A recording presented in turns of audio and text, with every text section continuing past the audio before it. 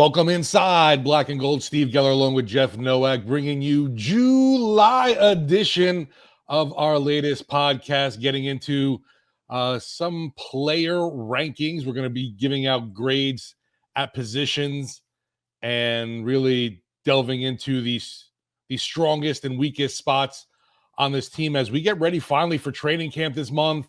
Had some great news, obviously, with Foster Moreau putting out right before 4th of July that he's been cleared from Hodgkin's lymphoma, and we'll be getting into what another tight end, Juwan Johnson, recently had to say about the new quarterback in New Orleans, Derek Carr. Jeff, hope your 4th was glorious. Didn't do much except saw a great, I'd say a good movie in the new Indiana Jones, and then yeah, and the dial of destiny was the dial as big as it was portrayed to be?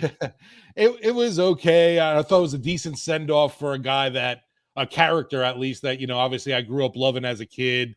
The one before this, the Crystal Skull, didn't like that one, and I thought this one was way better, thankfully.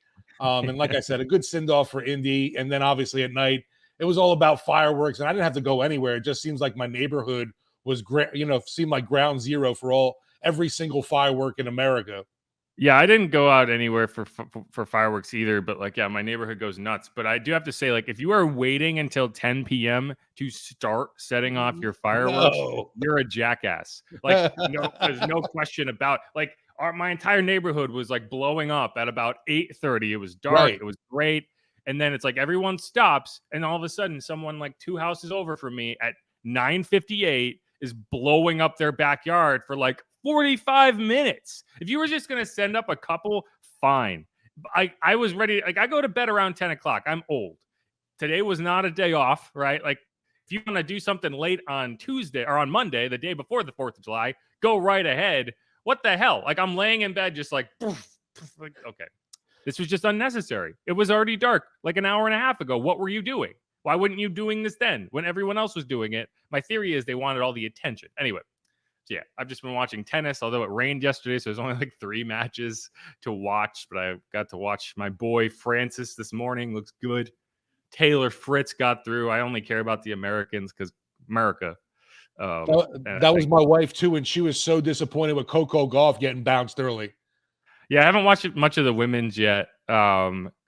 Because it's just, there was only so many matches on, and you can only watch one match at a time, really. Right, exactly. No, but yeah, I think it was even the first day for Coco, and she was boom done. Yeah, it is weird. You see it, the rankings for tennis players change so much over time that it's oh, this was a top 10 player a year ago. What the heck happened? They're unranked now. Andy Murray's there. But yeah, that's kind of what I've been doing. But yeah, getting back into the Saints stuff, right? You said they were grades. I wouldn't call them grades so much as I would say that I went through and rated. It's more like a Madden rating than grades, in that I gave 5 categories, which include the starters, depth, dependability, track record, and playoff experience. Each one you can have as many as 0 or 10 points. 0 is a disaster. 10 is perfect. And then, I go through and I add it all up, and however you land on that grading is how I'm going to put you on this list of position strength for the Saints. I'm not grading them against anybody else, but I am grading them against themselves. And so that's kind of how we're going to set up how the relative strength of each position kind of works. It's actually a method that I stole from when I got bored one weekend and decided to rank all the Marvel movies. And so I went through each one, the MCU movies at least, and gave them 6 categories, writing and villain and rewatchability and stuff like that. And that's how I kind of established my own tier of Marvel movie rankings. So I'm doing the same thing with this because it's the time of year where we have nothing to really talk about. So we might as well talk about something stupid, which is how these positions stack up against each other. Do you remember who ended up your top tiered Marvel movie? It was one of the, I think it was Infinity War. Okay. Yeah, I'm high on Infinity War. And then we can go through that in a separate podcast if anyone really wants to know. I could go through for an hour on this. I was just curious where you had it. Last several movies. But I'm a lot lower on all of the Doctor Strange movies than I think everybody else is. I'm with you. He's a bore. Like Infinity War is high in spite of Benedict Cumberbatch, who I hate, but Multiverse is like way. I think I have Multiverse lower than Black Widow. Like I hate that movie. It's so bad. I'm more about practical effects if they can do it, which obviously there's not many Marvel movies with practical effects. But like if it's basically a cartoon, I'm not into it. I do like Spider-Verse. I like the Spider-Verse movies, but it's like if you're gonna make a cartoon, make it a freaking cartoon. Don't spend however much it costs to bring in Benedict Cumberbatch and then have him running on a treadmill talking to people. Like that's stupid, and I don't want to watch. Anyway, we've gotten off on tangents. But yeah, I can go through those rankings too. We could do that. There's that little to talk about where I think that would actually hold some weight. But we're going to start because I have the quarterbacks and the tight ends ranked pretty low. And it's not because they're bad. It's because of they're on the categories that I have them listed at. There are significant questions as it pertains to the tight ends and the quarterbacks. And so let's just start with Juwan Johnson. And he went on Sirius XM, NFL radio, whatever they call it. And he talked about Derek Carr. And I think it's an interesting conversation. So let's listen to that first before we go any further.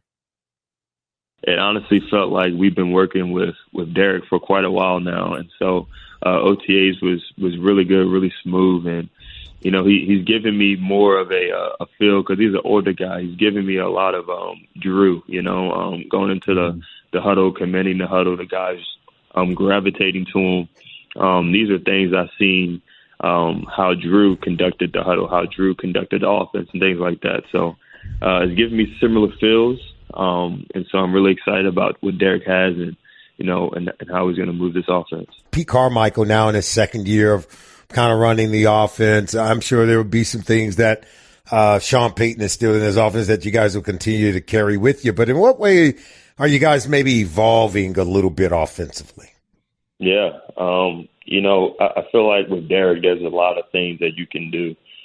He's been in an offense where, he's had Josh McDaniels, John Gruden, so he has a lot of that he can bring over to, our offense. Obviously, we have a lot of pieces on our offense, which I think he's probably never had before. And so I feel like that's something that he could use a little bit. And so a big credit to Pete. I mean, Pete's been working his tail off this offseason. We got some stuff in there. I'm like, Pete, I've never seen this before, but I like it.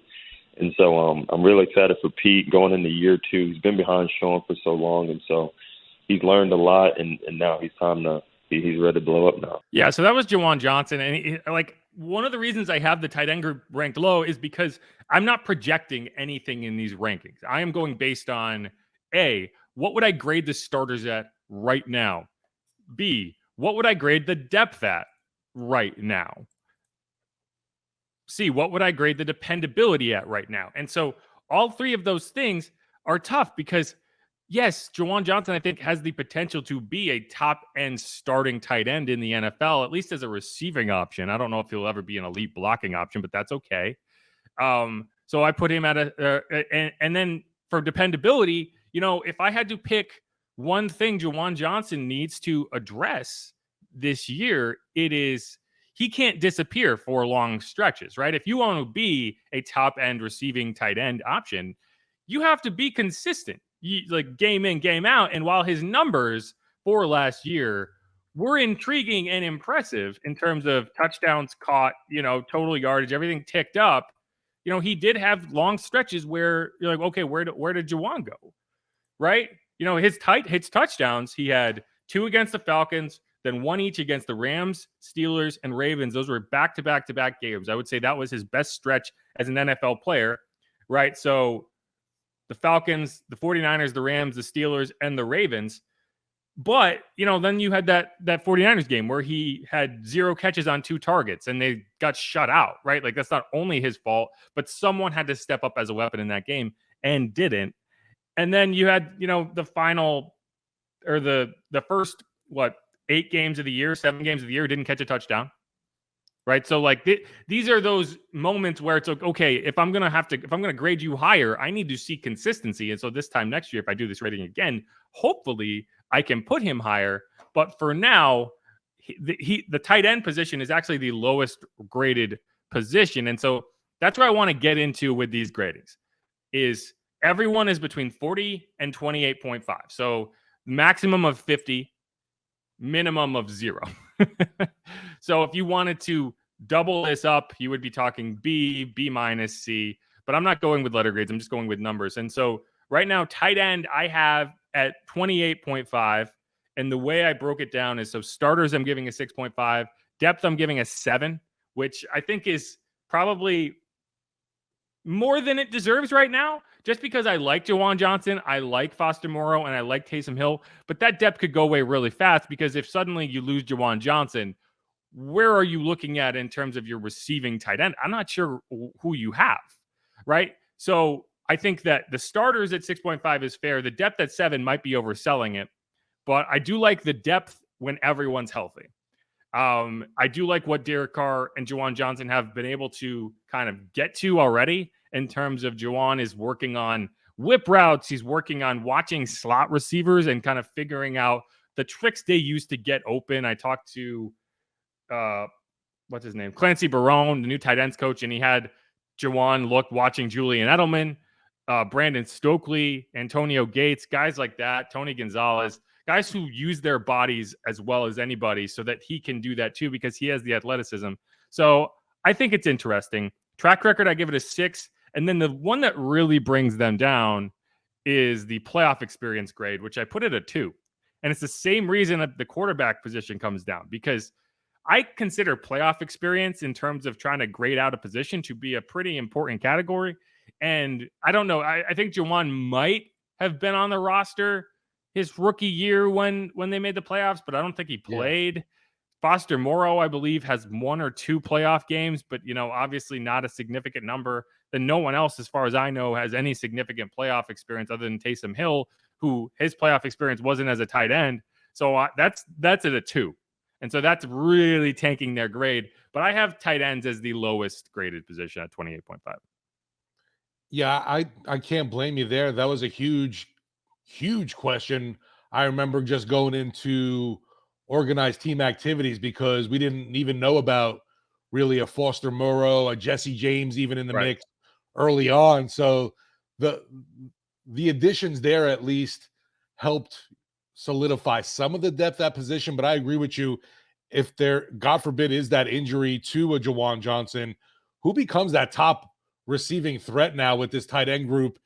You would think maybe Taysom, but we really haven't seen it from him, except, in every other role really on this team. I would think I would lean maybe towards a guy like a Foster Moreau then, just because he's been there, done that before, and has the experience with Derek Carr. And I think he'd get a lot more looks then if something were to happen with Juwan Johnson. I did love hearing those comments, though. I mean, what is he going to say on that Sirius XM radio interview with Juwan Johnson on the fact, though, like comparing Derek Carr in the same realm as Drew Brees when it comes to commanding the huddle and getting guys to the line? I don't want anybody, blowing things up, and all of a sudden on social media, you see like tweets comparing, Juwan Johnson says Derek Carr is just like Drew Brees. No. That wasn't the case there, but it talked about that sense of urgency, getting guys aligned. And, I don't know, I want to say I'm surprised, but I guess a little bit taken back that a guy like Andy Dalton wasn't as experienced maybe in getting things set that nature. Yeah, I mean, I just don't think Andy ever felt like he commanded that room, because he didn't, right? Like, he was the second choice for a reason. And I don't think that offense ever ran the way that it was initially envisioned and hoped it would. That's why they went out and got Derek Carr. I don't think they loved the way that it ran with Jameis either. I love Jameis, but I don't think that it worked the way that they hoped. And so they went out and got a guy who they think can command that room. And so, yeah, I mean, I think the playoff experience is the easiest thing to correct here. And I'm going to talk about playoff experience a lot because I think it's important, right? Like, you look at teams get to the playoffs with a bunch of young players. It's rare to see that team excel in the playoffs in your, like, even Pat Mahomes. You look at Pat Mahomes is like probably the fastest in terms of getting to the playoffs and having success. But even that first year he got to the playoffs, they lost to Tom Brady and the Patriots in overtime of the AFC Championship, right? Like, you got pretty far, but I think they needed that experience to be able to get over the hump. And so You know, that's why I look at a guy like Traquan Smith. We're going to talk about Traquan Smith. One of the things that he has going for him, he's been to the playoffs. He's got 2 touchdowns in a divisional playoff game, right? Like, who else on the roster can say that? But, you know, you asked who might step in, and I think a guy like Lucas Krull is intriguing in terms of he's a pass-catching tight end. He's not ever going to be that star inline blocking tight end, but if you're looking for a guy who could potentially step in and fill some of that role, the way we see him move around, I think is solid, and he could take on some of that, because I also don't think Taysom is ever going to be that receiving threat at tight end the way that Juwan can be. Yeah, I was curious, how many tight ends did you end up keeping on that initial 53-man roster? I remember you put out, was it 3 or 4? I believe it was only 3. I think Okay. I only kept Juwan, Foster, and Taysom, but like, you're going to be able to stash a guy like Lucas Krull in the practice squad. And that's part of the reason I have their depth grade pretty high. It's a 7. You know, in terms of a lot of unproven guys behind those 3, I still think that there is some depth there. And so I feel good about it in terms of who can step in when needed. So let's move on. We're only going to do one other group in this segment, and we're going to move on to kind of the middle of the road groups. But the second one, I think people are going to disagree with me on it, but it's quarterback is the second lowest graded group on this team. And again, a lot of it is based on playoff experience, right? Like, it's the same thing I would have said about Drew Brees when he came in, is like, I need to see this guy prove himself before I'm going to give him a great grade on terms of like what he can do in the playoffs. Derek Carr's played in 1 career playoff game. He lost it. He was hurt for another playoff game that they lost as well. The Raiders did. But so I have them at a 29. So they're only a tick higher than tight ends. And none of these groups are super low. Like, no one's getting like a 10, obviously. But yeah, so starting grade, I have it as 6.5 because I think that's fair. I think that's where Derek Carr is in terms of the hierarchy of quarterbacks. I think he's kind of that upper middle tier. He's not in the top tier, but he is in that middle to upper range. Like, he's upper middle class, right? Like, he's not hurting for money, but it's like you're not going on vacations every 2 months, right? You gotta have a good money manager there and make sure it lasts. And that's kind of where I put him at, right? Like, you're starting college funds and stuff like that. And then what really kind of keeps this grade high is the depth. I have their depth at an 8, the same way I have the Saints tight end depth pretty high, because I think the guys they have behind the starters are pretty good. I have dependability to 6.5. I have track record as a 6, because I think that in terms of both Jameis and Derek, the track record of quarterbacks in terms of statistics and winning is about as middling as it can be. Neither of these guys has a winning career record as a quarterback. Neither of them has won a playoff game.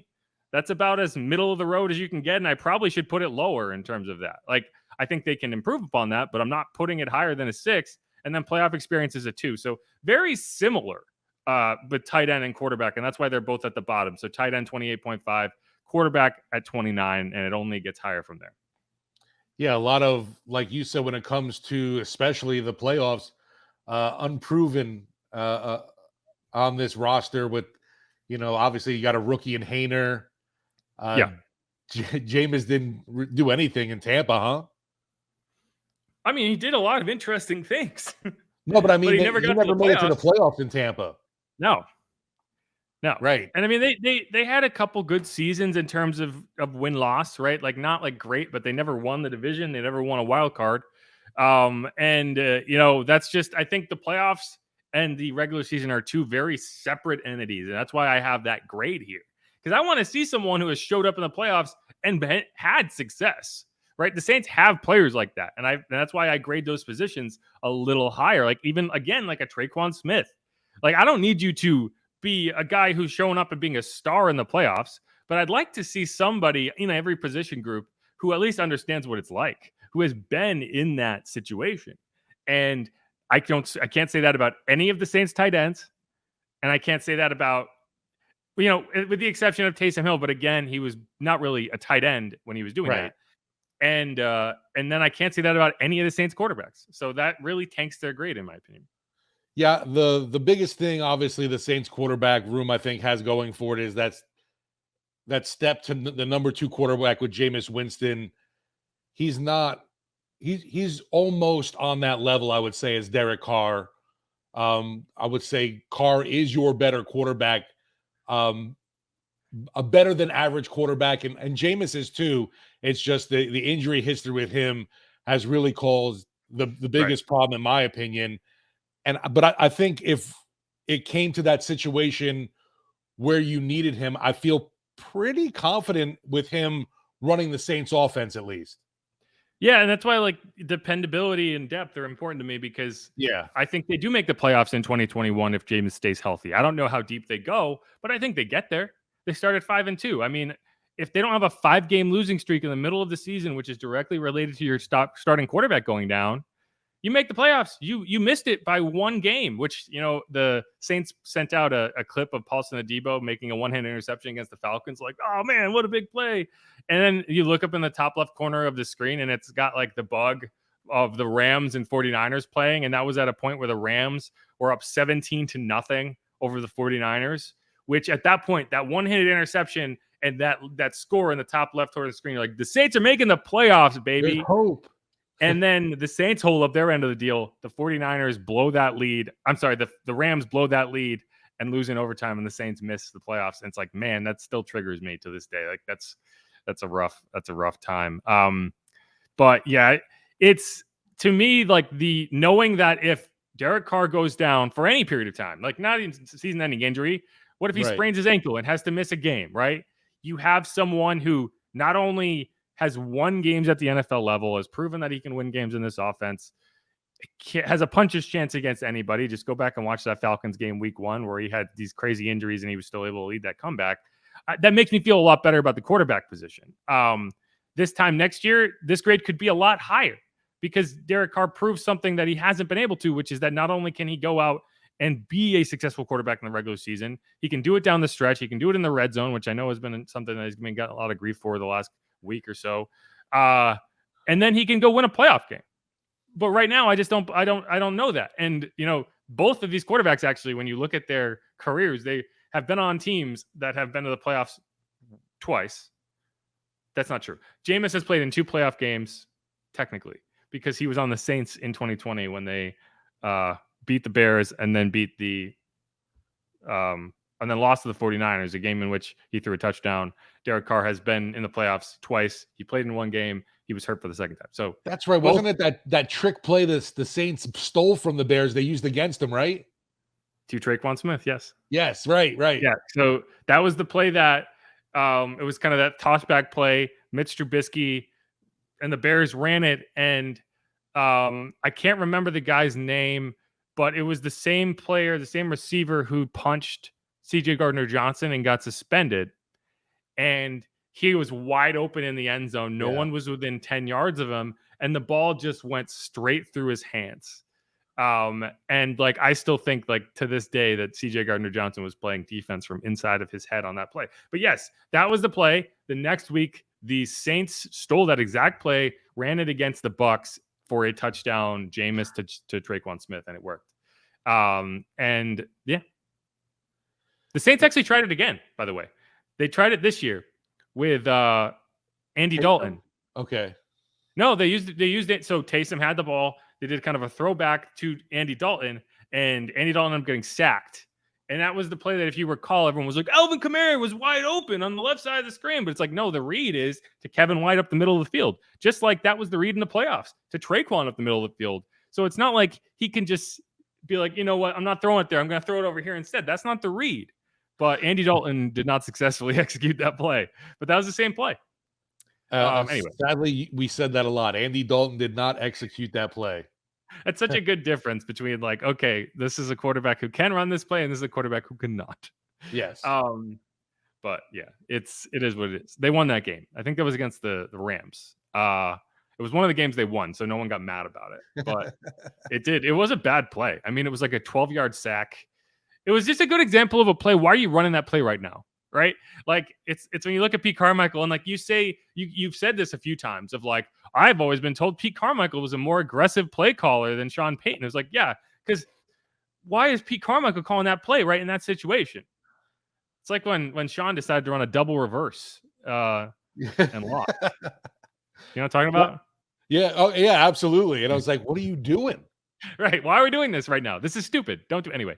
So that was one thing though. You mentioned Pete real quick there. That was another thing Juwan mentioned.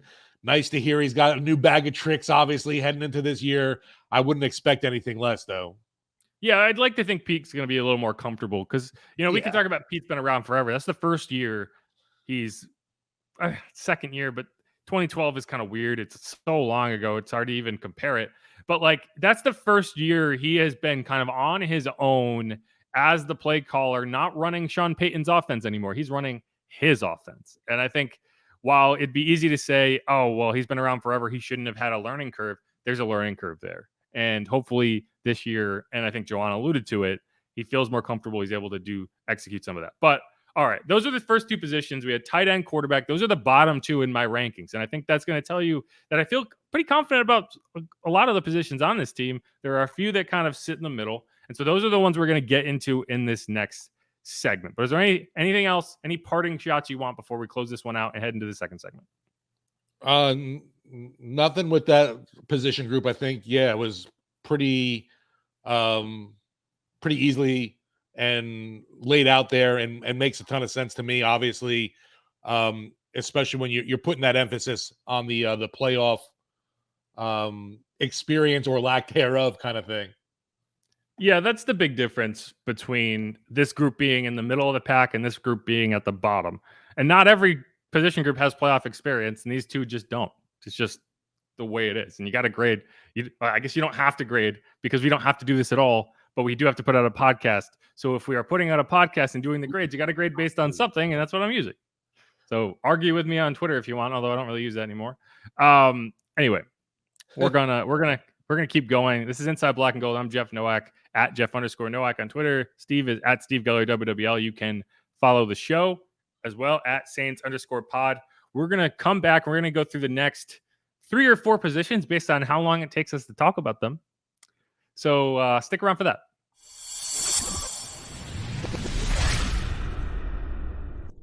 And we're back on Inside Black and Gold Grades Edition, but they're not grades. It's more like a Madden. Anyway, I'm Jeff Nowak. He's Steve Geller. You can follow me on Twitter at Jeff_Nowak. He's at Steve Geller WWL. The show is at SaintsPod on Twitter. And Steve, we've already gone through tight ends. They're at the bottom. Not like I hate the tight ends. They're just the lowest ranked position. Then quarterbacks. If you had to guess, who would you say was probably the next position group on the ladder? Did you group fullbacks in with running backs? I did. That was the only position that I combined, but defensive tackle, defensive end, cornerback, safety are separate. So those are 4 positions.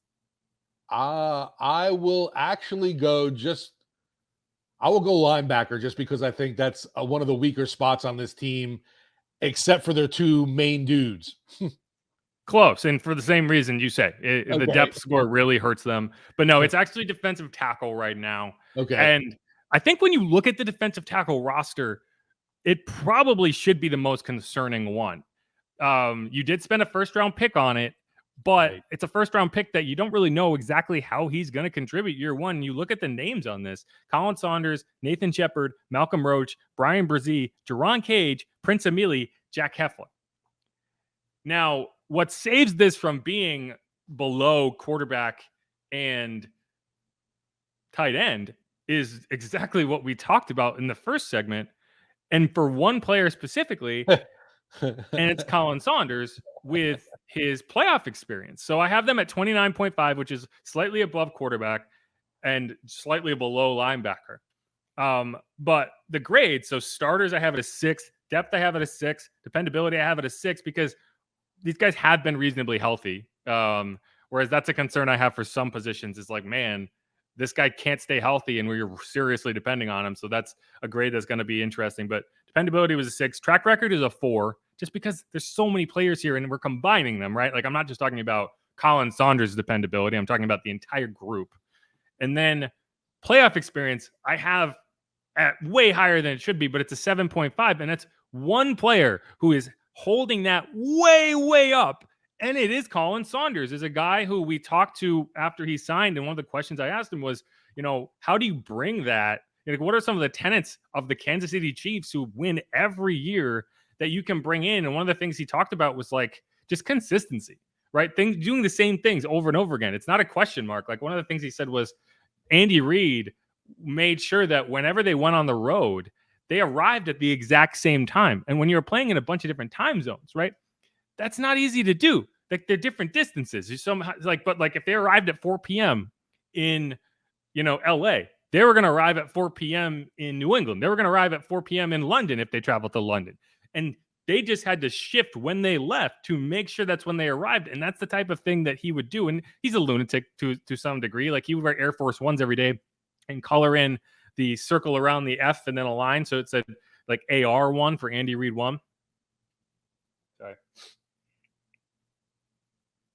So like not all of that is transferable, but I do think that a guy who has not only been to a Super Bowl, won a Super Bowl last year, has understood what it's been like in that room, can bring that to the Saints, is helpful. And that's why I have that at 7.5, even though he's basically the only one on this list that's been in the playoffs. He has about as much postseason experience as you could possibly have. And for a group that is new and is young, and, they obviously, if you lump the entire defensive line together, Cam Jordan is going to be the leader of that group. But I do think at points it's like, okay, the defensive tackle position does very different things in terms of maybe some of the drills they do are the same in practice, so you'll see them working out together. But when it comes to the game, when it comes to responsibilities, that's a position group of itself, and you need a leader, and I think he's going to be the leader. So that's why I have it slightly higher, because when push comes to shove, I think they have a guy in that room who can lead that group to water. Whereas I don't know if that's true of tight end, right? Like, I don't know if these are all guys who are still kind of up and coming and have not been to the playoffs, or at least not been extensively into the playoffs. And that's where I kind of draw the line there.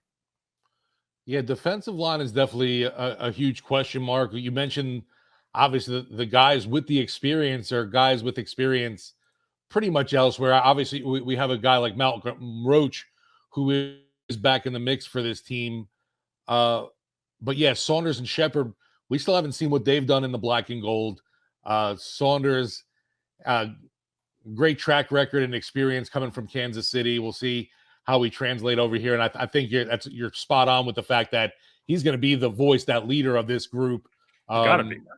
Yeah, definitely mentoring these guys. And I mean, obviously, we haven't seen these defensive prospects along the line turn out the best for the Saints in recent years. So hopefully this first rounder does, because it's a pretty major hit that they need here with Brian Brzee. There's, we talk about the lack of experience, the lack of, know-how on this defensive line. If he doesn't come through, I'm not expecting, obviously, the world in year one out of him, but you got to be able to, stop the run, rush the passer kind of deal, which we haven't really seen much from that D-line group. I guess the past 2 seasons it's been the last year was really actually a down year from them. The previous, they had been awesome against the run. I was really surprised on the drop-off a year ago we saw. Yeah, they've struggled against the run the past 2 years, and that's part of the reason you do have this overhaul at defensive tackle, because, it's like if you were going to overpay for David Onyemata, it wasn't after last season. No, right? Definitely not. Like Shai Tuttle did nothing to make you think, oh, we're going to definitely overpay to keep him around. And so these guys have a lot to prove. Hopefully Brian Brzee can be that guy. But again, as I said, with the tight ends and with the quarterbacks, I'm not projecting anything. I'm going based on what I know right now. Yeah. And that is that this is an unproven group.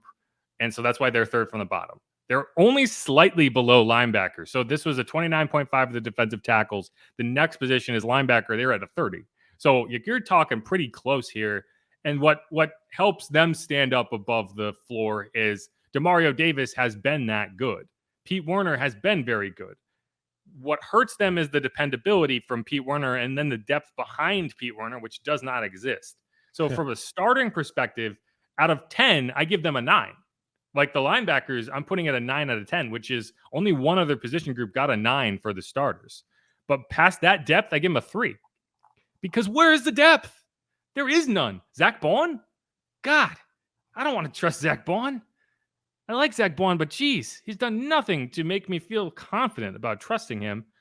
Dependability, I'll put it at 6.5, and that's the middle ground between Demario Davis never missing a game and Pete Werner being in the NFL 2 years and having significant injury issues a lot of that time, right? Like, he came into last season already dealing with an injury. He had to miss 5 games with injury.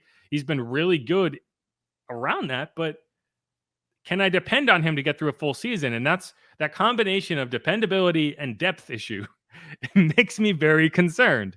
Track record 6.5. I think that's fair in terms of like, this is a whole group. Like, Demario Davis's track record is spotless, and Pete Werner's when he's healthy is spotless, but behind him it's a blank slate, really. We've seen Zach Bond not get it done. We've seen Andrew Dowell struggle when given some extra opportunities. Hopefully that changes. But that's a 6.5. And then playoff experience is again in the middle because DeMario has playoff experience, but no one else does. So I give that a 5. So in total, that's a 30. Yeah, that's a tough position. And like you mentioned, after DeMario and Pete, the questions come. It's gone. It's blank. It's a blank slate. I don't know what to expect. It's a position we've talked about too, of the possibility of adding someone before camp. Maybe doesn't seem that likely now, but definitely if something, they don't see anything developmental in the guys that they do have. I could see obviously some guys that are let go from other rosters that have playing experience getting brought in, just because, like we're saying, there is no depth. I like Bobby would say, you're waiting for the juice, or in an NFL schedule this year. He said there was no like hard point for this team come the schedule. For me, it's like you look at the linebacking core. It's like you mentioned, it's like after Davis and Werner, what am I going to do? Zach Bond's been maybe a reliable special teams performer, and that's about it. Yeah, no, it's a concern. And it's not like DeMario. If DeMario was 28, you'd be like, okay, I trust it. I mean, DeMario is still playing at a high level, but how long can you really depend on that? And this is a team that's proven they don't really like to draft the linebacker position, so I get it. I don't think this is a sustainable way to kind of run that group beyond this year. So you're gonna have to figure it out. Either way, that's why it's down toward the bottom. It's still above a defensive tackle. Because, and again, it's like you're talking about the depth grade. That's probably the closest thing I have to a projection. Whereas, like, at least defensive tackle, you do have a first-round prospect who hopefully can stand out and take over some of that gap of, like, what do we expect from these players? There's no one on the linebacker level that you can reliably go point to and be like, yeah, well, hopefully this guy plays up to expectations and you feel good about it, right? You just don't have it. And you're like, no, maybe Anthony Orji is a diamond in the rough, right? Maybe that's what I'm saying. Yeah, you're looking at an those giant quads are enough, right? I don't know. He and Saquon Barkley could have some serious like quad sessions, quad competitions, if you will. But yeah. All right, let's move on to wide receiver, which is the next position on this list. Again, pretty much goes up by a half step every time from at this point. So you had defensive tackle 29.5, linebacker 30, wide receiver 30.5. But wide receiver is interesting. And again, I'm not projecting, so that's going to limit how high I'm looking at a Chris Olave, Rashid Shaheed group. But starters, again, actually I lied. So this is another position that has a 9. And there's one more after this that has a 9 in terms of when all the starters are healthy. This is among the best wide receiver group in the NFL. What? It might not be ranked there right now for a few reasons. One, no one believes in Mike Thomas to be healthy, and that's fine. Exactly. I don't blame them. And then I don't think anyone knows exactly what to expect out of Rashid Shaheed and Chris Olave in year 2. They know they're going to be good, but they don't know how good. So they're not going to be appearing on any top 10 wide receiver group lists. But I do think they're among the top half, let's say, easily in the NFL when healthy. The issue is, when are they all healthy, right? And so depth, I put it at 7.5 because I do think that there are some intriguing names behind them. And if you can say 1, 2, 3, 4, and 4 is Traquan Smith, and it's like, okay, as much as people might not be in love with Traquan Smith as your 4th wide receiver option, I don't hate it, right? Like, you think, like, go look around the NFL and tell me that you can find several wide receiver 4s who have multiple years of NFL experience, can block very well at their position, have caught touchdowns in the playoffs, understand the system they're in incredibly well. Like, they could teach a class on it at this point. I think that's like, when you look at it, I think you could do worse with Traquan Smith. So I put the depth pretty high at 7.5.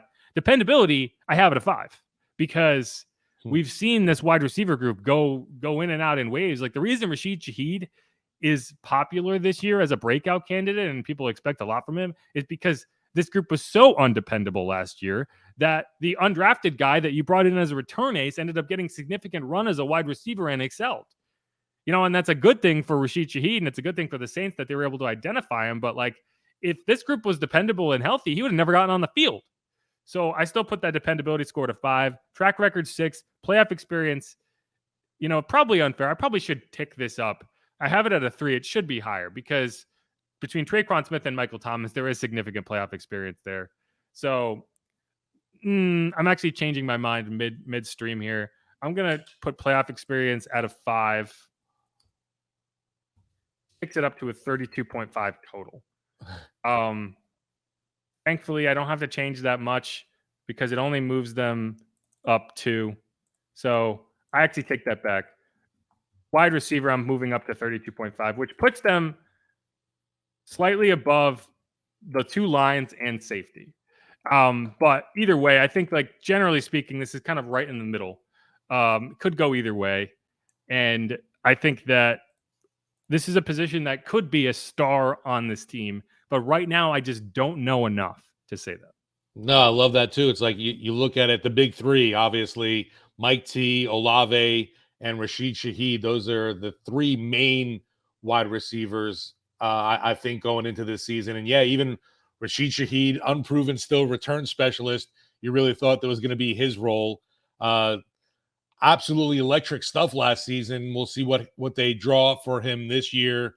Olave too. We want to see that growth. He had a solid rookie season, being thrust into basically the wide receiver 1 role. If Michael Thomas can stay healthy, how much will that affect Olave going into year 2? Will he still see as many touches? I don't know. I wouldn't expect it if a Mike T is healthy, but his involvement in this offense is still going to be crucial. And on that, you would think on that top tier level. And Mike T, man, we know what he can do. It's just all about staying on the field, and hopefully, we've ankle issues, toe issues. I haven't seen him running around much, but I have seen him deadlifting. So I'm just hoping that Mike T's ready. He's ready to roll and can just throw guys out the way this season, as I throw my laptop in that case too. Yeah, I think that you can't question that he's motivated. I think he's definitely motivated, sure. And that's all you can ask for. Like I can't complain about Mike Thomas getting hurt. Like guys get hurt, it's outside of their control. It's not like he's just saying, "Oh, my toe's broken and I'm not going to try." Like he wants to play through injuries, but his body's not letting him. So all I can ask from him is that he does the work and he's motivated, and hopefully his luck changes. So for right now, he's doing everything that you could ask him to do. I wonder what the under over like in Vegas is for Mike T playing more than 9 games kind of thing this year. That's a good question. I think it'd be lower than that. I think it's probably 7.5, right? Right. And he could play the first 6 games and you still wouldn't feel confident about it until you saw him get through 7.5, because we've seen him not only have injuries, like guys get hurt, they tweak a hamstring, they miss a couple games. His injuries have basically been career ending or season ending, like career threatening or season ending. And you never feel comfortable with that type of situation. Now we got a 30-year-old wide receiver with foot problems that we got to worry about. Yeah, and it gets older. You look at a guy like Des Bryant. Like when there's a point that you reach where you go off a cliff and it's hard to identify, but then it's like you just can't make it anymore. You can't do it anymore, especially with big body guys like that. Brandon Marshall was the same way. Like he was really, really good, like supernova good, and then all of a sudden you got to a point where you just can't separate and you can't create that. So hopefully Mike Thomas still has it in his engine, but we're gonna have to wait and see. Guys you mentioned had short stints with the Saints. Yes. Yeah. But for the same reasons, like, it's like, oh, maybe he still got it. I think Des Bryant actually still did have a little bit of juice left, and then he tore that Achilles on his first practice, and it was like, well, shit. But and I only say that because Drew Brees would have been able to take advantage of what he had left. Brandon what's his name? The other guy I mentioned. Brandon Marshall.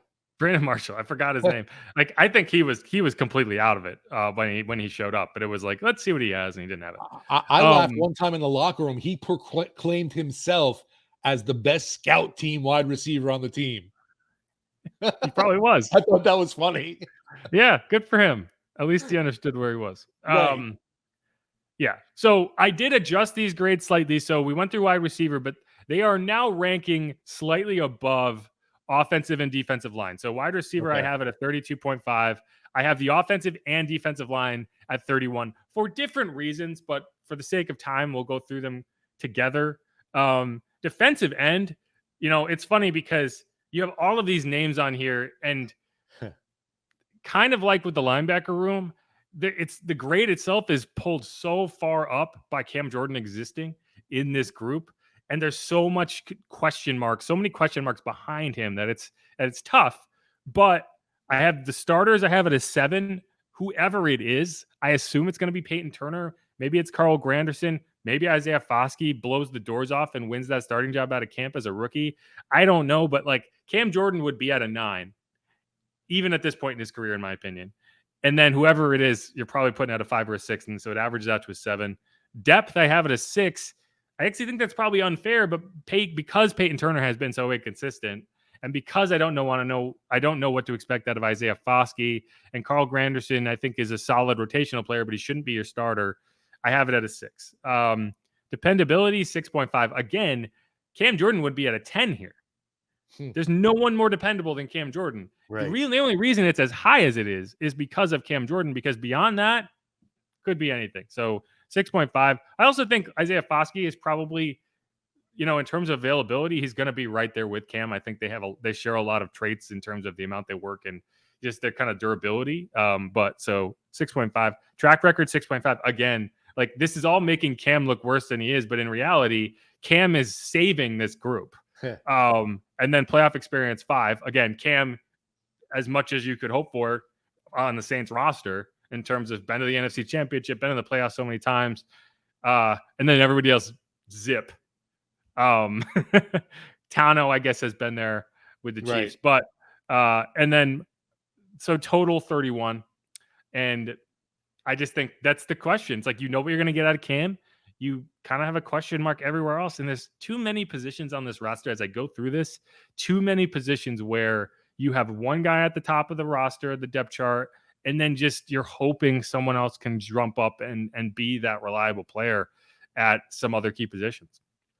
I've said this for a while now with the Saints. You think about when's really the last time that they had a reliable guy opposite of Cam Jordan on a defensive end. And for me, it's all the way back with a favorite and Mr. What's his name? Belt on the Beach. Hold on. Junior Galette. Yes, thank you. Junior Galette was a double digit. I think when they had Trey, they were there. And 2020 was probably their best pass rush season in a while. But yeah, I mean, he was basically that 1 year, and then they let him go. So for like an extended period, you're probably right. It probably was Junior Galette, as much as that pains me to say because he's such a lunatic. No, exactly. You look at it and it was like, wow, there was actually somebody putting up double-digit sacks opposite of Cam. We saw some promise out of a Marcus Davenport. Never came to fruition. He gone now. Hopefully Peyton Turner can be that dude. But yeah, that's definitely one. He's got the big crosshairs on him this training camp for me. A lot of eyes going to be on Peyton Turner going into this year. I agree. And so we've been going on this a while. Let's just go to offensive line here. Also at a 31. I think the lines are I think it's fair to say they're kind of in the middle, but for very different reasons, right? Because on the offensive line, I put the starters at an 8. When they're all healthy, I feel really good about it. Yeah. The problem is, so depth I also think is reasonable at 7.5, especially with Saldiveri coming in and James Hurst. If he's not your starting left tackle, I think he's a really good depth piece. When he is your starting left tackle, I think you are at a disadvantage just because he's not a starting left tackle in the NFL. He's a great backup. He's not a starting left tackle, but he can swing from tackle to guard. That's very useful. I think it's kind of what they're trying to establish with Saldiveri, where he can play either position, and that saves you. But then Landon Young, I think, is a serviceable backup, right? So I think depth is good, but then dependability, I put it at a 4 because I mean, look at it. Like Ryan Ramczyk has been your healthiest guy, but even he's been dealing with knee injuries the last few years. He's getting older. Eric McCoy was really dependable his first 2 seasons. The last 2 seasons, he has dealt with calf injuries, which when you're a guy who has to get down and snap the ball, calves can be tricky because it's putting a lot of pressure on there as you get out of your stance. Trevor Penning, we have not seen him start. Well, we've seen him start 1 game and he tore his foot up. So who knows? Cesar Ruiz has been very reliable, but then he got hurt at the end of last season. Andres Pete has been as hurt as about anybody as you could imagine. And so, yeah, like that tanks their grade there, even though you have all of this first round talent, you have all of these quality players. They just never seem to be on the field at the same time. Track record, I give him a 6. Playoff experience, I put it at a 5.5 because on one side of the line, or with McCoy, with Ramczyk, with Pete, you do have some serious playoff experience, but then with Ruiz, with Penning, with some other guys, you don't. So it kind of puts it in the middle, and at the end, kind of balances out to 31. But like again, the offensive and defensive lines are both 31s for me, but for completely different reasons. Yeah, and obviously, like you're mentioning too, these numbers and rankings have a great chance to go up, and I would sure hope with this offensive line they should be one of the better units on this Saints squad because of what they've invested there. But man, like you mentioned though too, you cannot overlook the injuries. These guys take a beating, and I mean, even for someone as great and reliable as Ryan Ramczyk, yeah, we saw him. He wasn't the same dude last season. Yeah, and they also have 16 offensive linemen on the roster right now, which is kind of crazy. Wow. That's so many. And a lot of them are quality. Like even like guys like Lewis Kidd, guys that made the roster. Billy Price was a first-round pick a few years back. Landon Young has started multiple games. Storm Norton was, they went out and signed him for a reason. They like him, right? Calvin Throckmorton has started several games. Like you have a lot of intriguing options on this offensive line. The depth is fantastic. I'm just worried about the starters. And yeah, anyway, that's kind of where I land on it. And yeah, these very official rankings, that the grades that you're going to follow these guys around forever. And like you're mentioning though too, with that starting line, when they're together, they're great, and that's been a problem. And you look too, it's like just that continuity when you lose one body or 2 bodies, how the guys end up playing together as a whole is affected. It's really tough. Yeah, and so let's wrap up this segment. I'll go through this list one more time so we kind of get an idea of where we're at, and then we're going to go into the final position groupings who I think are the strongest.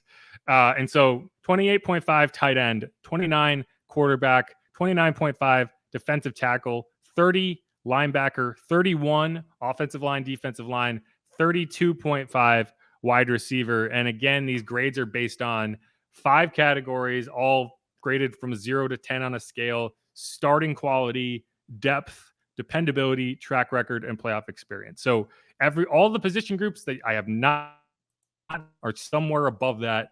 And we're going to get into it in the final segment. Again, this is Inside Black and Gold. If you haven't subscribed yet, please do that. I'm Jeff Nowak alongside Steve Geller. You can check out the latest Saints content over at WWL.com. You can follow the pod on Twitter at Saints_pod. That'd be a great place to let us know any segments you'd like to hear, any content you'd like us to go through research. We're getting ready for training camp, so it's kind of the dead period. So if there's any time to suggest a podcast segment that we could sink our teeth into, the time is now. So go check that out. You can also follow me on Twitter at Jeff_Nowak and Steve at Steve Geller, WWL. This is Inside Black and Gold. We will be right back.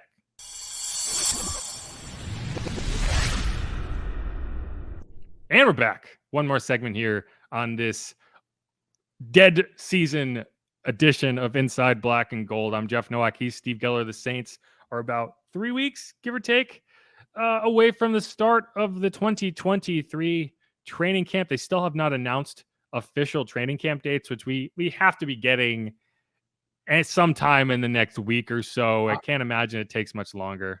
I do know officially rookies report the 18th and vets the 25th. The 25th. I thought it was the 24th. No, Tuesday the 18th for rookies and a week after for the vets.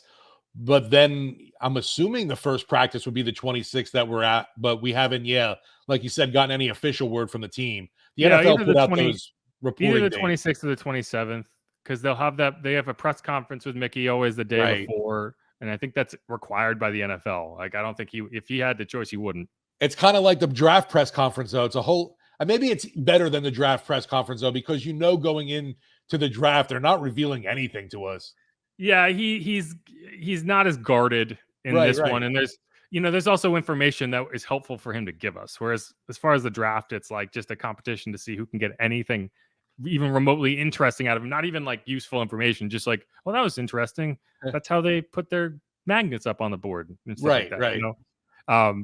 So we're kind of getting into this period of talking about stuff that doesn't matter, and so that's why I went through and I graded each position group and ranked them so that we can get you can get an idea of how wrong I'm going to be when the tight ends are just the class of the NFL, right? And then that sort of thing, because right now they're at the bottom of my list. But again, none of these are bad grades. Like 28.5 is the lowest, 40 is the highest, and this is a maximum of 50. So if you want to double that and get a lighter grade, go for it. I didn't want to do that because I still think like your highest grade is an 80. That's a B minus C plus. And I don't think that's how it was. I don't think that puts the right spin on things in terms of 40 is an excellent grade.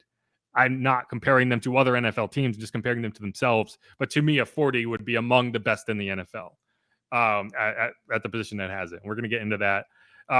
So the first one I want to get into, there's 4 position groups left. One I put an asterisk next to because the way I'm grading these, it doesn't really factor in.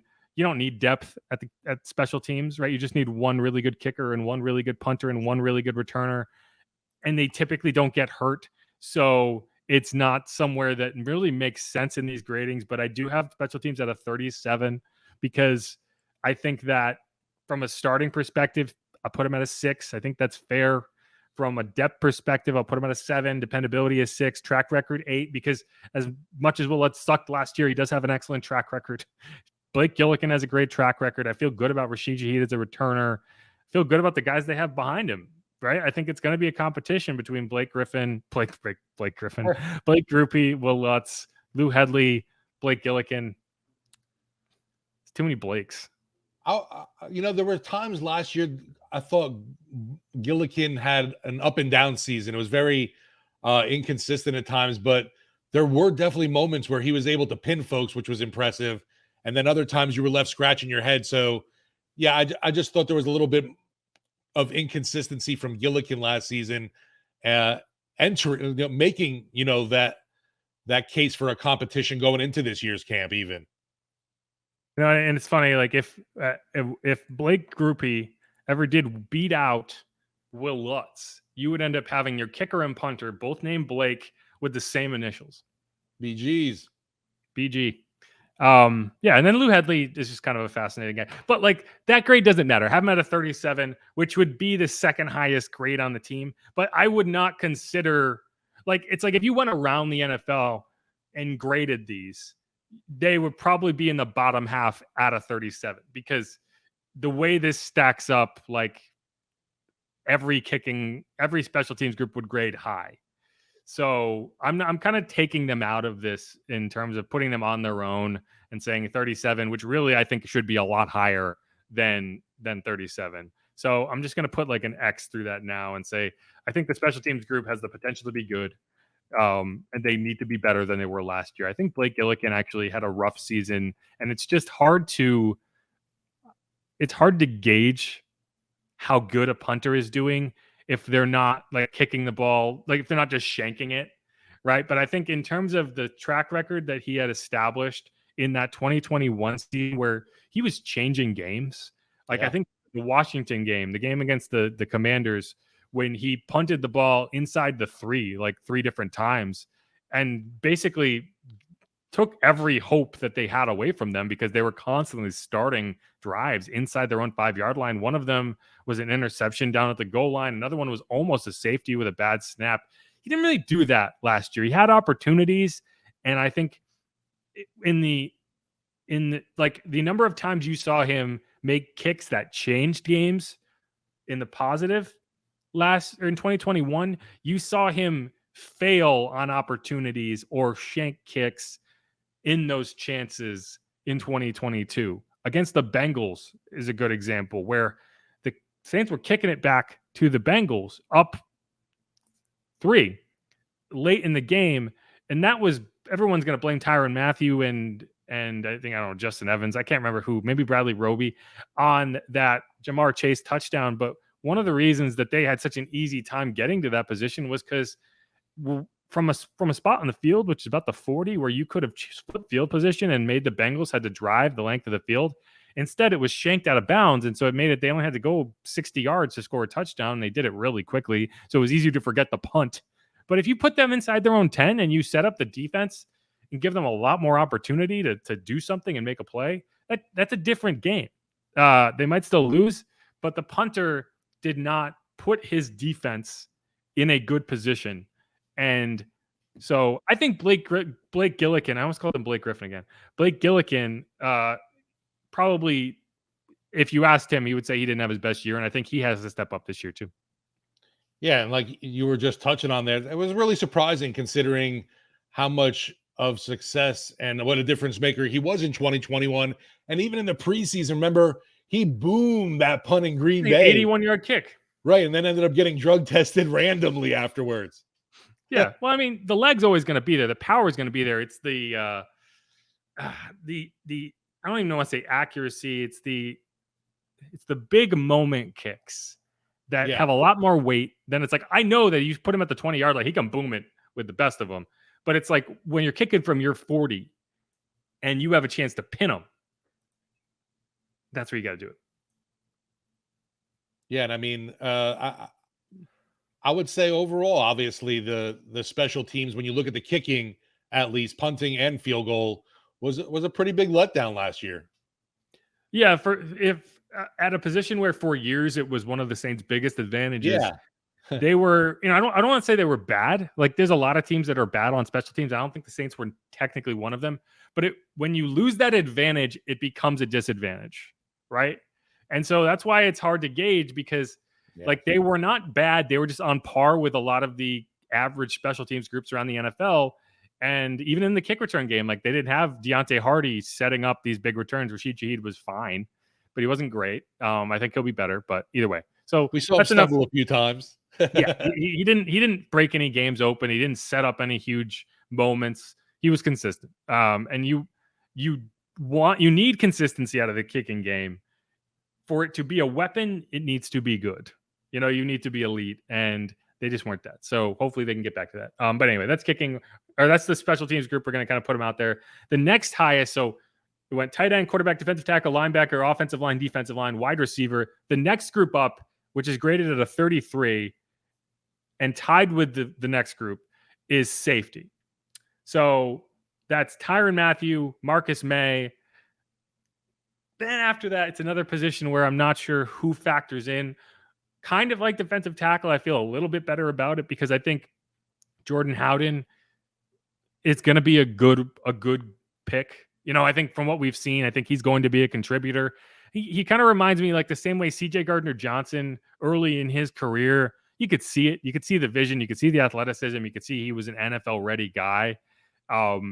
He's also a lunatic, but I don't think Jordan Howden from a volatility perspective is the same.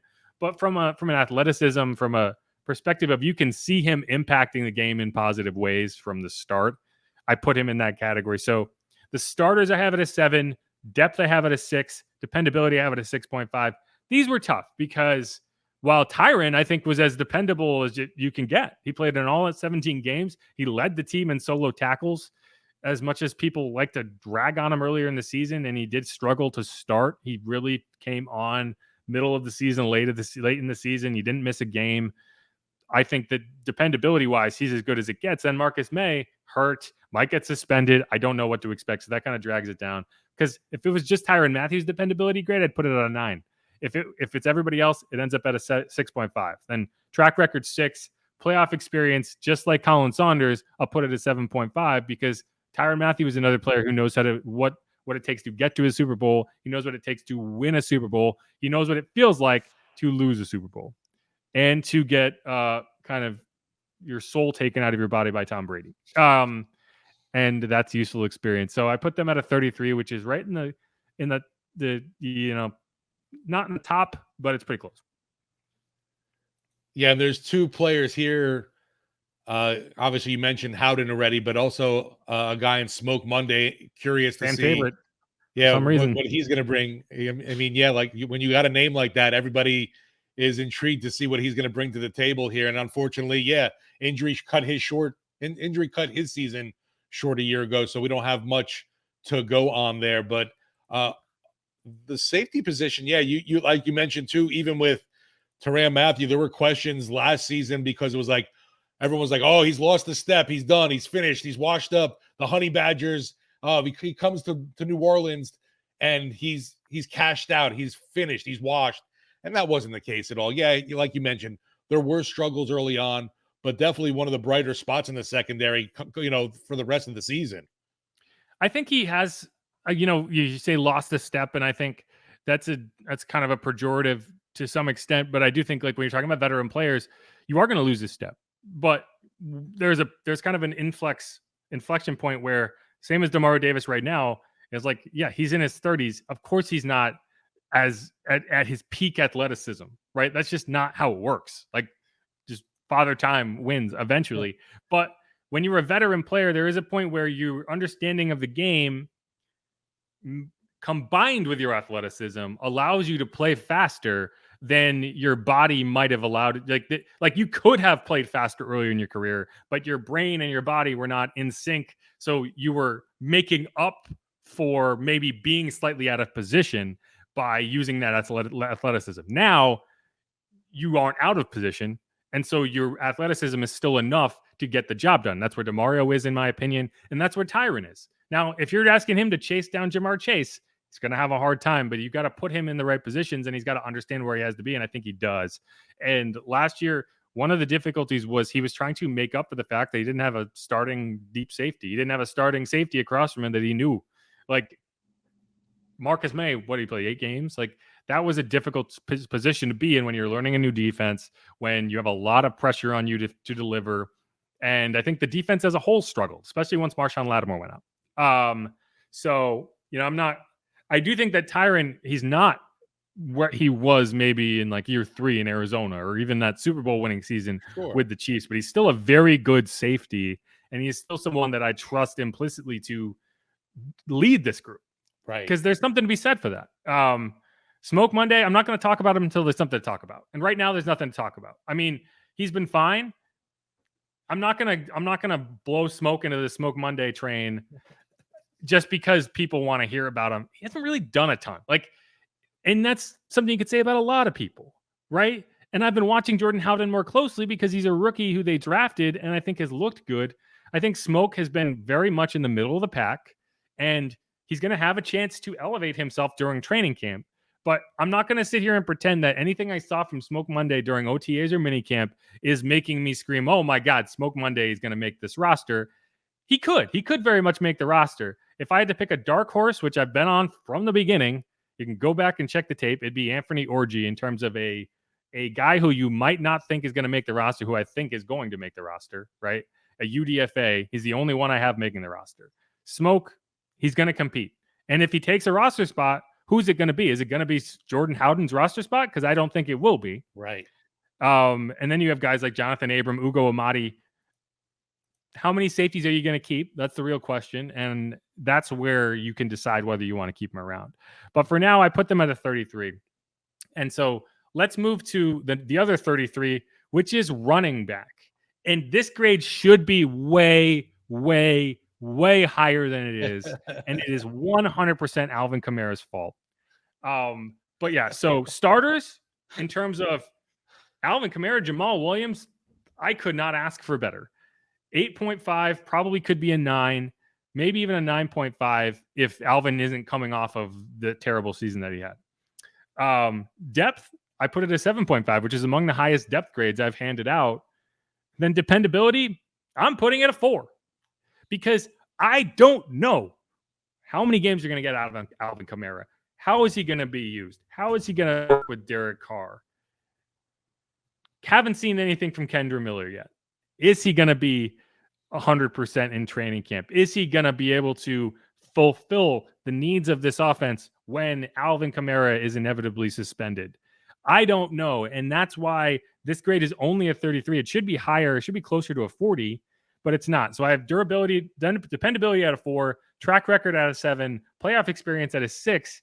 And that's probably higher than it should be too. But Alvin has been in high leverage playoff games, so I trust him.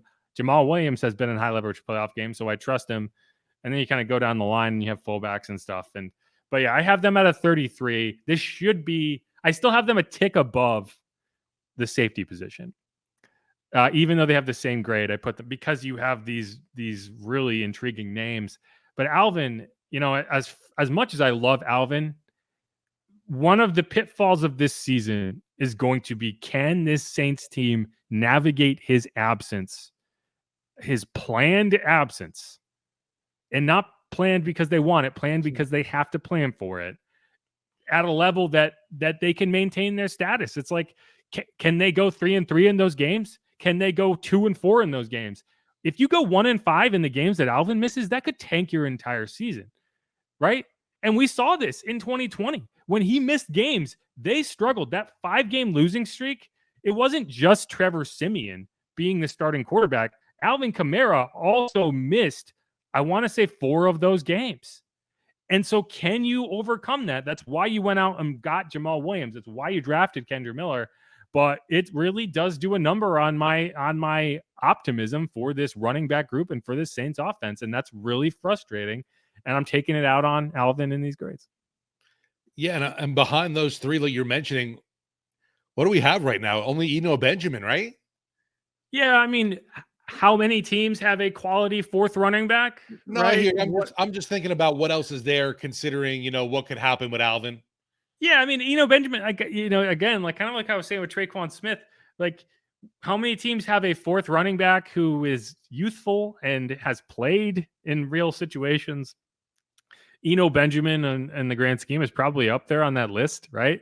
If you compared all 32 if you went through all 32 teams and listed out the 4th best running back on every roster, however you want to set that up, I feel like the Saints are doing pretty well in that regard. I still think Kirk Merritt should be a running back on this list, kind of like Ty Montgomery would have been a running back on this list, because I think Kirk Merritt and Ty Montgomery are the same player. And when push comes to shove, I want to see Kirk Merritt make this roster before Benjamin. And it's not because I don't like Benjamin. I just think that the positional flexibility of a Kirk Merritt is really intriguing. And so, yeah, but that's just where I land on the running back position. No, I'm excited about the group overall, though. Obviously, with the new addition in Kendra Miller and Jamal Williams. But yeah, the question then is going to be too, with Alvin, we know the suspension is going to be coming. When does it get handed down and how long, kind of thing? When is it going to affect this team? Beginning of the year, middle, at the end, who knows still at this point, which is kind of frustrating, obviously. Yeah, and that court case is scheduled to start on July 31st, so we're only a few weeks away. If there's no out-of-court settlement, which I still think there will be, even though we haven't heard any rumblings, it just feels crazy to me that Alvin's camp would allow this to go to trial. I don't know. But yeah, maybe as we get closer to the deadline with stuff, things will happen. You always hear, deals end up occurring closer to deadline kind of thing. Look at the Fox News thing with what's it called? Like the Dominion, right? Everyone was like, "Oh, that's not going to settle. No way that settles. No way that settles." And then when you know it, a couple hours before the trial starts, Fox is like, "You know what? Let's figure this out." And they settled, right? So, like, I think it's a lot of posturing, and this is obviously more of it's a different game here because that was a defamation type thing, and this is a assault and battery type thing, which is a much different legal structure.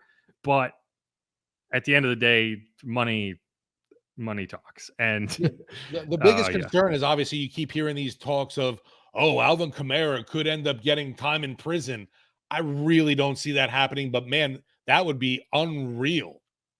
Yeah, and I would be very surprised. And mainly because, like, yeah, sure, if Alvin had like a bunch of prior incidents, like if he, like there's NFL players who could go on trial for this type of thing and not get the luxury of being able to say, "Oh, this is my first offense." Yeah. But Alvin does get to say that, and that should go a long way, right? Like, it would be crazy to me if it didn't. But either way, it's a question that the Saints have to answer, that they shouldn't have to answer, and that is on Alvin. And it's frustrating. And I guess really tough for I guess the rankings too. It's like, obviously you can put Taysom Hill in this group here easily as well. Yeah, I agree with that. You could put him in the quarterback group because that would probably be more accurate. Add him everywhere. of all the practices we've watched, Taysom Hill has practiced at quarterback twice and at tight end once. So, like, whatever position you want to call him, yeah, he's going to be a part of the running game. It's funny because I don't consider him a running back because I've never seen him handoff. Like, have you? I don't know if he has ever taken a handoff from a quarterback, tucked it, and gone upfield, right? But he is a major part of the running game. Right. So whatever you want to call it. It's the same way, like, Lamar Jackson is a major part of the Ravens running game. He's not a running back. Josh Allen is a major part of the Bills running game, puts up a ton of rushing yards. He's not a running back. So I kind of consider that with Taysom Hill too, but the difference being Taysom Hill is not a huge part of the Saints passing game. So I can't call him a quarterback. Yeah. And really not, well, at least definitely not last year, a huge part of the receiving game. He is a running tight end or whatever. Like, he is one of one. Like, there is exactly no one else that you can compare him to and say, this guy's doing the same thing. Like Marcus Mariota with the Titans or with the Raiders might be a good example. Felipe Franks with the Falcons, maybe. What the Panthers tried to do with not Tommy Myers. What was his name? The guy the Saints drafted. Yeah, I can't think of. They spent all that capital to get him, and then they let him go. Wouldn't say all that capital. They sent a future 7th round pick. Never mind. Yeah, that they packaged a bunch up to get what's his name? The tight end that went to Denver. Oh, I'm not sure. Oh, Troutman. Thank you. Yeah, they what was it, like 5 or 6 picks to get Troutman? Yeah, Tommy Stevens. That's it. Good old Tommy Myers. Stevens. Tommy Myers is actually a tight end who was from Coventry, Connecticut, who I grew up with and went to play at UConn. He was a tight end at UConn. That's why you were stuck with that name. The Tommy Stevens. I also think that there is a Tommy Myers who maybe played for the Saints. Yeah, there's a Saints safety named Tommy Myers who's in the Team Hall of Fame. Different guy. That's not who I was thinking of, but at least there is a Saints reference point there. But all right, let's move on to the number 1 position on this Saints roster. I don't think it's a huge surprise. It's the only, and they are number 1 by a lot. Like, running back and safety are both at 33. Cornerback is at 40. Wow. And I mean, it's just, not only do you have the top end starting caliber players, you have depth, you have postseason experience in at least a couple of them. You have dependability, which, if you had asked me before last season about dependability, I would have told you you're talking about an 8 or a 9. This year, knowing what happened to Marshawn last year, which isn't really fair, but he missed 8 games. Like, that's going to hurt your dependability. There was a lot of injuries at the cornerback position last year, right? You ended up with Chris Harris starting multiple games. But yeah, so at cornerback, let's see, hold on. Starters, I'm giving a 9. Depth, I'm giving a 9. Dependability, an 8, because even with that Marshawn injury, he has been incredibly dependable. He played with a broken thumb for a majority of the 2022 season, or 2021 season, and looked good doing it. The only difference was he couldn't intercept balls because they were bouncing off of his hands. He would have intercepted them, but he physically couldn't. That's how dependable he's been. Track record, 8. I mean, I don't think you get any better than Marshawn has been. And then playoff experience, I'm putting it at a 6, because even though Marshawn has a good amount of playoff experience, anyone in that 2017 draft class does, because 2017, 18, 19, 20, they were mainstays in the playoffs. Anyone who showed up the last 2 years has not. But 6 is probably unfair because Bradley Roby has won a Super Bowl. So in this sense, I probably am underselling them. So I'm actually going to bump this up to a 7.5 because I actually wasn't even thinking about Roby when I made that grade. So I'm going to put him at a 41.5. Because if I put the defensive tackle position at a 7.5, then I have to at least put the cornerbacks at a 7.5 because Roby has won a Super Bowl too. But yeah, so you have Lattimore, you have a Debo, you have Alontae Taylor, you have Bradley Roby. 1 through 4, I'm not sure you're going to find a better cornerback room with Roby at the slot. I still think Adebo is probably going to win out the starting job out of camp, and that could change midseason. I just think that the track record there is very impressive, and you're going to be cross-training Taylor at slot, which you have already started, and that's going to it's not going to work against him, but I think it's going to give Adebo a chance to stand out in camp. And I think he will, just like he did last year. I expect him to be a star of camp again, just like he was last year with no refs on the field. Hopefully then all those pass breakups turn into pass interceptions. That's what I want to see. Really, seriously. I'd like to see him having spent his offseason working on his ball skills. Yeah. Because when you can knock the ball away, that's a great play. When you can intercept the ball, that is a game-changing play. And it's the type of thing that while Alontae did not get interceptions, he set them up, and it's just a matter of him catching them. And one of them was negated by a really bad penalty call. I don't even think it was a penalty. It was just a really bad call on Chris Harris. Another one was negated because they said he was juggling the ball as he went out of bounds, which I think was bullshit too. One of them got tipped right at the ball by Olamide Zaccheaus. I don't know why I remember that specifically, but it happened. And it's a fantastic name. Yeah. And I think it's actually Olamide. And then he had another one. So like he should have had minimum of 2, maximum of 4. Yeah. And in the long run, I think that ability to kind of set up plays and make that interception is going to pay off, and he's going to be the starter. But one way or another, deciding between Adebo and Alontae is a good problem to have. And that's why, like, that group, in my opinion, if they can stay healthy the way they did not last year, they have a chance to dominate games. And hopefully they can do that, because I think if this Saints team is going to excel, it's going to get consistency on offense from Derek Carr and Juwan Johnson and these groups that are down toward the bottom. And it's going to get elite defensive secondary play from Tyrann Mathieu and Marcus May and Marshawn Lattimore and whoever starts at corner and whoever's in the slot. Like, you're going to need that. And that's going to be this Saints team's claim to fame. And so, like, this group is by far the best on the team, in my opinion. Yeah, and I love the group, love the depth here too. The biggest thing, you mentioned it a little bit there, it's like just being able to come up with those interceptions. We saw, unfortunately, last season, for whatever reason, Tyrann Mathieu was really the only guy doing anything back there, except for the safety that came over for Kansas City and seemed to be in the right place at the right time. Daniel Sorensen.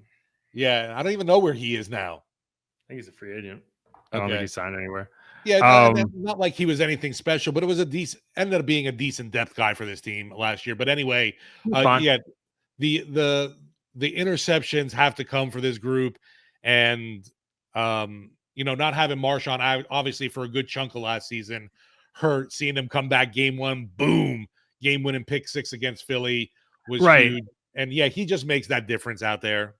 I mean, I think they beat the Bucs in week 13 if Marshawn's out there, right? Like, to me, like, if you're trying to look at one game that could have changed the season, that his presence would have directly impacted, it's that week 13 game against the Bucs, especially when you see Paulson and Debo getting called for that pass interference penalty at the goal line, guarding a guy he should have never been asked to guard, guarding a guy you ended the season saying he's not a guy you have to worry about because Marshawn's going to take him away. At the end of both games, both Bucs games, both games they had a chance to win, Marshawn was not on the field. And that game specifically, just because you had that lead and you had a chance, the games went similarly. Like, they weren't that different of games. That's a great point. The first one wasn't an injury. He got tossed. Yeah, he got tossed along with Mike Evans. So Paulson didn't have to guard Mike Evans. Paulson wasn't even on the field. That was actually Alontae Taylor's first game, because Paulson he missed the first 3, maybe 4 with that lower body injury. I can't remember. Maybe it was an ankle. But yeah, so that game, and then you look at the Bengals game, because who would Marshawn have been shadowing around? would have been Jamar Chase, right? And so instead, you're trying to get it done with a group. You're trying to get Tyron to give help, and I think it was Roby. It might have been Roby. I can't recall, but either way, they got burned. And like those are the games that if you had him out there, you probably win. And you saw like the Eagles game, they probably lose if Marshawn's not on the field. Like you saw how that second half was going. If Marshawn's not there to make that play, to really set that up, a play that he said that he saw in the first half, they ran it to AJ Brown, they kind of that delayed throw out wide, and he saw it, it worked, and he made a mental note of it, came back in the second half, down near the goal line, and he was like, okay, I see it, it's coming, breaks on it, touchdown, changes the game. And that's the type of play that Marshawn can make, because that's the type of player that Marshawn is. And that's, your elite players are the ones that should make the difference between wins and losses in close games. And he needs to be on the field to do that. So hopefully he can stay healthy and they can get it out of him. No, it's a great point right there. You need those big difference makers. And sadly, on going back to the offensive side of the ball, man, there was just not that person to be that difference maker last season. And when it came to at least making that big play at the right time, whether we saw plenty of drops from everybody or the inability to just get that extra yard instead of stepping out of bounds, whatever it was kind of thing, the offense just was not a well-oiled machine either last year. Well, when that elite player is not when one of those elite players is not the quarterback. Yeah, right. It's very difficult, right? Like you can have the greatest wide receiver in the world. If the quarterback can't get him the ball, it doesn't matter. And while I think Andy Dalton did a fine enough job, the expectation could never have been the offense is going to go win us this game. The defense always had to get it done. Absolutely. Because individual star defensive players can impact a game in ways that individual star offensive players cannot, other than maybe a running back, because a running back gets the ball regardless of whether the quarterback is good or not. They just have to hand it to him. So yeah, it's if you have a star cornerback and you're expecting him to impact games and he's not there, that affects you, in my opinion, a lot more than a star wide receiver not being there, because you can make things work and rely on the other side of the ball. So anyway, I think these grades, if we want to go through them again, 28.5 at tight end group, 29 quarterback, 29.5 defensive tackle, 30 linebacker, 31 offensive line, defensive line, 32.5 wide receiver, 33 safety, 33 running back, 41.5 cornerback. Special teams is also hanging out to the side at 37.5. And those grades are based off of the starting quality, the depth, the dependability, the track record, and the playoff experience, all graded 0 to 10. So that's what I spent this morning doing, and that's what I spent this afternoon talking about. We are locked and loaded, getting ready for now Friday sports talk. Woohoo! On WWL. Woohoo! More Saints talk. Yeah, we're gonna have a lot. And so I think that's what we're gonna do for the next couple weeks is we're gonna do kind of one big episode in the middle of the week. We're going to use our Friday episode of Sports Talk, which I know, isn't the most popular listened to episode. And we're going to look at one specific subject and kind of turn that into our Monday morning episode like we did this week. I know it's not ideal, but, this is the time we're supposed to be taking time off. And so I'm trying to maximize my time off. So I'm sorry, guys. I need a couple days. I've actually really very much enjoyed this week because I have not really done much work and it's been a lot of fun. But I hope everyone enjoyed this rankings. I think, it's kind of silly, but I do think it gives, it's a good way to visualize the strengths and the weaknesses, or the relative strength and relative weaknesses of this roster. Because going into it, I really wasn't sure. I couldn't have told you out front where I might have ranked these things, especially like how it kind of shapes up against one another. Like the fact that cornerback is way above any other position. I wouldn't have said that until I kind of looked at it and be like, you know what, I think it is. So it's kind of an interesting thing. I'll put up a post on WWL that kind of lays it out in a text perspective so people can kind of get the actual look at it. But I thought it was kind of interesting. I did too. And I love the fact that, you mentioned too, obviously this isn't stuff that's set in stone. Things are going to change. But right now, going into things, this is just the way you had viewed it. It's nothing. It's not future based on what future performances are. No, this is not predictive whatsoever. Although like the only one that might be predictive is like playoff experience, because I expect those players to lead groups, right? Like they have to. Otherwise, that is a waste of of a guy who has a Super Bowl ring. Yeah, and that makes total sense to me. Anyway, but all right, I think it's going to wrap it up. This has been a long episode, so it's going to take forever to edit, but it'll be fun. I'll go back and I'll agree with myself a whole lot. Anyway, Steve, you got anything coming up on Sports Talk this week you want to plug? Just getting ready now for the MLB draft. Going to be breaking down the prospects, and there's been talk about how Paul Skeens and Dylan Cruz might not be the number 1 overall pick. I'm curious as to why. I think it's ridiculous. You know, the Pittsburgh Steelers might take a high schooler instead of one of the top LSU dudes. That would be impressive if the Steelers decided to take a baseball player. Oh yeah, them too. Steelers, Pirates, same difference. Yeah. All right. Yeah. Check out Sports Talk. Steve hosts every day. WWL AM 870 FM 1053 and on the free Odyssey app, just like this podcast. If you haven't subscribed yet, please do that. Follow us on YouTube, WWL Sports. Follow us on Facebook. Follow us on Twitter at Saints_pod, even though Elon is actively trying to tank the damn thing into the ground. It's a good time. Help us help you, Elon. Help us help you. But all right. Thanks everyone for listening. I'm Jeff Nowak. He's Steve Geller. It's been fun. Who dat? Go Saints. Laters.